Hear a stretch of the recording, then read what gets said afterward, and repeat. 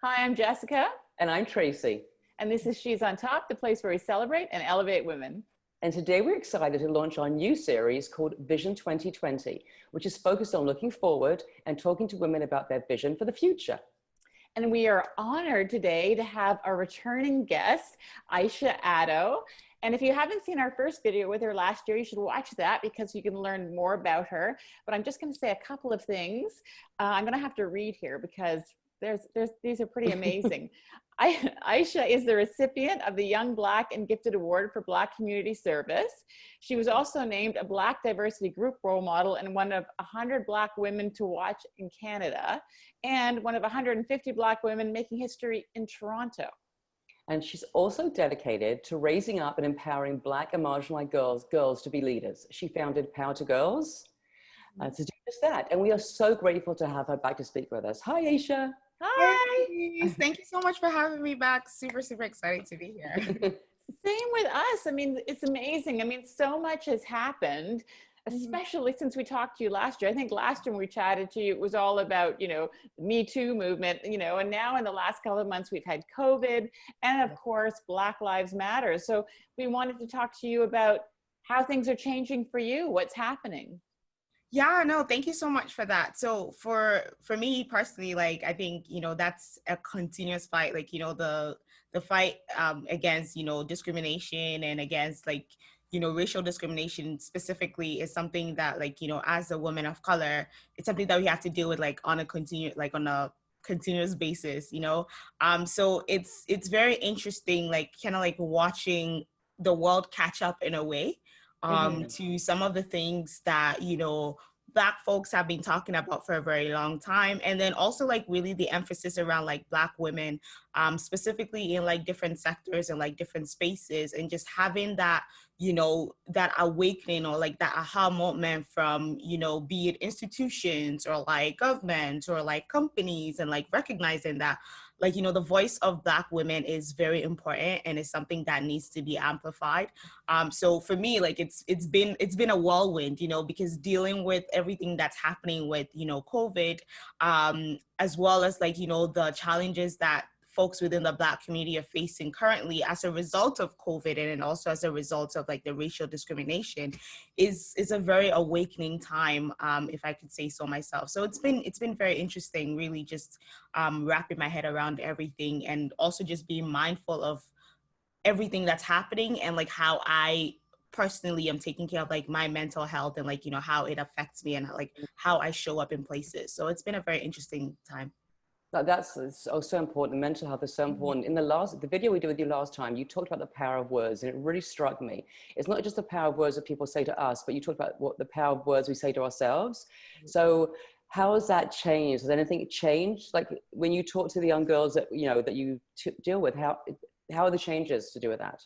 Yeah, that's something that like is like an ongoing thing, because we communicate with words, right? Like, of course, definitely there's like, body language, tonation, and all that stuff, but like words makes up such a huge aspect of like the things that we communicate, like how we communicate with each other.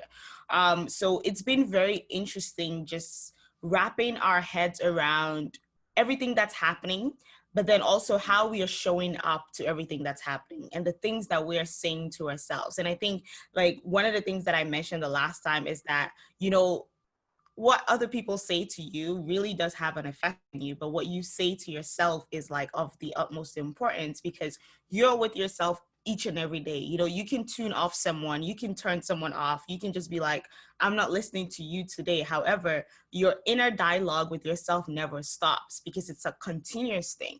So I think it's really like, for me personally, like one of the things that I've been seeing among my girls is like just really having words of affirmation. Not to say that, those moments are not gonna come, or like that internal dialogue is not gonna be at conflict with each other from time to time. It definitely will. But then having words of affirmation and having things ready to counteract anything that kind of like causes you distress, or anything that, causes you to feel less than, or for you to think less of yourself, or for you to get into a space of like, you know, darkness, and like really just having those words of affirmation that you can use to get back up, right? It's not going to be easy, but it's definitely a first step. So that's one of the things that we've been sharing with our girls so far, and something that personally I've also been practicing. It's so interesting, and it goes to sort of what you were saying earlier about protecting your mental health, because you know, one of the things that they're saying about everything going on right now is that mental health is a shadow pandemic. So how is this affecting your mental health? Can you expand a bit on that and how you're taking care of yourself?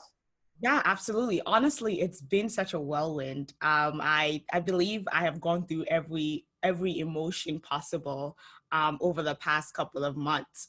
Specifically, I think that, like, you know, there was a point in time where, like, you know, there was fear of the unknown, like, you know, what's going to happen, like, you know, in relation to COVID. And then there was a moment of like distress, and like a moment of just, it was just like, I, as a person, like, I felt shattered, because I was like, wow, like all these things that's happening across the States, even in Canada, and all, like, you know, the injustice that was happening around the world. And then now coupling that with, like, you know, a global pandemic, it's been a lot, to be quite honest. Yep. Yep.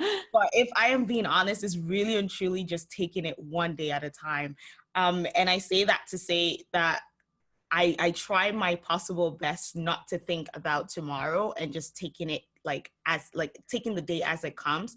I've also been blessed to have, like, you know, a really good support system around me. So, you know, we've been doing home workouts. I've been making like, I've been cooking more, but then now I'm starting to hate cooking again. So it's like, you know, I can relate.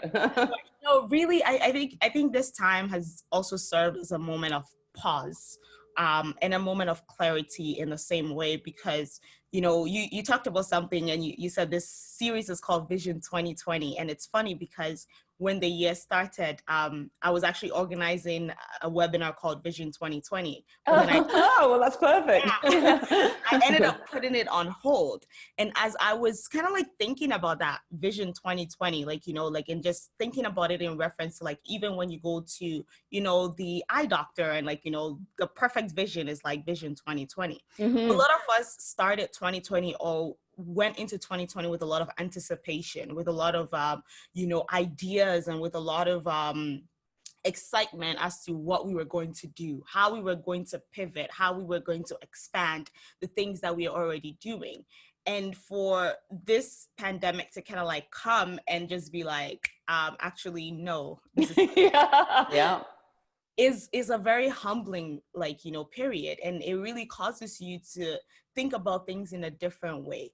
And you know, I say that, like, you know, it's also very interesting that in the midst of a global pandemic, there was also a racial uproar, and there was also a racial, like, there's a moment of clarity for a lot of minority groups to really understand that, like, no, if we want things to be different, then we have to do things differently. So it's been very interesting to, like, just see how all of that is, like, just shifting from a global perspective, but then from also like an internalized perspective, because now you have to look at things from a different way. You have to look at your business in a different way. You have to look at the way that you interact with people in a different way. So it has also caused a lot of like pause and reflection as to, how do I, as Aisha, show up in the world? And then how do I show up in the different things that I do?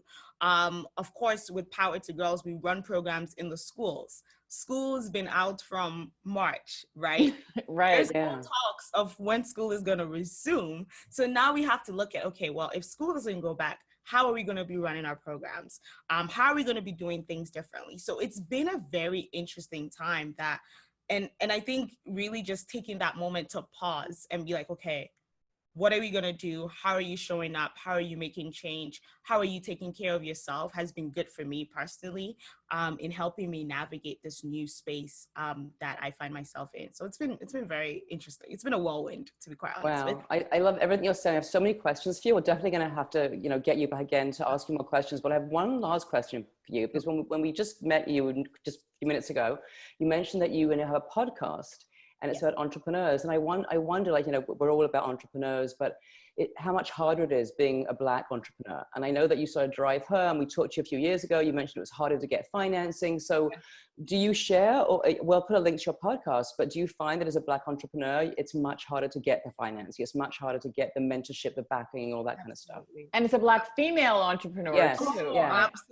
Absolutely. And like, I think, you know, one of the reasons why I started the podcast was because, and it's called Unfiltered with Aisha, and is because I found that entrepreneurship had become so glamorized that no one was sharing the truth. Because I'm like, I don't know if anyone is experiencing what I'm experiencing, because I don't know why is everyone like, you know, so excited about this? This is not easy. Like, this is really hard. And a lot of people fail. Like, it's really hard, right? Yeah. Like But no one talks about that. And, you know, for the Unfiltered podcast, I talk to marginalized, mostly Black entrepreneurs for them to like share their stories. And one of the things that we always talk about is around funding, and funding specifically around funding for Black women. Again, like, this is not a cry for handouts. This is not a cry for, you know, kind of like special treatment. It is just around the disparity between opportunities, and also the disparity between resources for people of color and non-people of color. And I think that's one of the things that, like, you know, that's the conversation that has been going on for a very long time. After this, you know, during the process of, like, you know, the Black Lives Matter movement, so many companies have come out and have all of a sudden set aside funds for Black entrepreneurs, for Black founders, for Black women funders. So now that actually goes to question that, what were you doing before? Were you actually listening? Because the stats have been there. We already know that less than 2% of Black women get VC funding. We already know the statistics. So that goes to show that the issue has always been there, but then it's always been ignored. So I think it's a really interesting time, because now people are more alert. Not to say that people were not alert before, but people are more conscious of the fact that if we want to see change, and if we want to be able to create change, then we have to be the people that actually do that. So it's been a very interesting period, and like I mentioned earlier, it's been a whirlwind, but we thrive. We still, you know, we still fight, we still thrive, and we still build, because we believe in the things that we're building, and we believe in the impacts that it's going to have on humanity. So we're not stopping now. Yeah. Yay. Amazing. Well, thank you so much. No, I just want to make one quick point. It's so true to what you're saying, because, which is a good thing to share with your audience too, because one of the articles we read was the CEO of Goldman Sachs said that he will only back a company with a woman in it because there's a 20% higher profit. So, you know, it's not even just doing the right thing, it's the right thing for companies economically. But anyways, this is what we're trying to do now, is have continuing discussions. So we will hopefully you'll come back and we continue it. Absolutely. Okay. I'm part of the She's on Top family now. So Yay. Well, thank you so much, Aisha. And we'll speak to you again soon. We'll put all links below to all of your businesses. Amazing. Thank you so very much, and stay safe. Thank you. You Thanks. too. Bye. Bye. Bye.